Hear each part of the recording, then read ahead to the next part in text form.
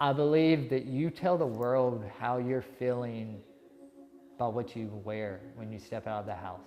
Especially with the football players, they have a helmet on.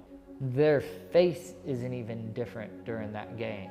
The one thing that they can make a little bit different to make them stand out, so when their kid's standing in that stadium and wants to be able to easily pick daddy out on the field, is their cleats. Cleats, or sneakers in Mike Griffin's case, have always meant something special. I was a huge sneakerhead my whole life. I even had a teacher tell my parents that shoes meant too much to me and they never get me anywhere in life. But what he didn't know is how they'd change his and his family's lives when they needed it most. We were living in a shed in my dad's backyard, a lawnmower shed. So I was making $8, $8.25 an hour washing dishes every night while she was going to school.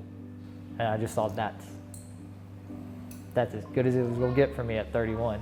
Then in January 2020, the world was stunned by the sudden death of Kobe Bryant, leaving Mike with an inexplainable hole. As a grown man that couldn't take care of his own family, a man that passed away I never met, affecting me like that made me ask myself some questions, like, what was it about Kobe?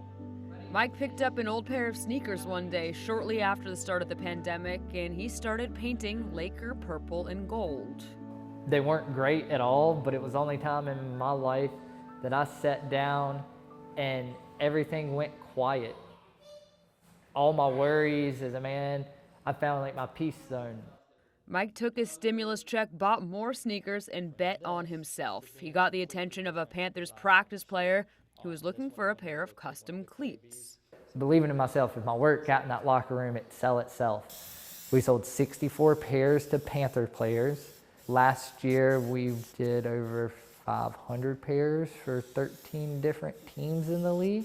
I'm probably over 200 pairs already for NFL players this season. And we haven't even hit week 1. We're not even at week 1. So Derek Brown is plain Jane DB. That's his nickname around here.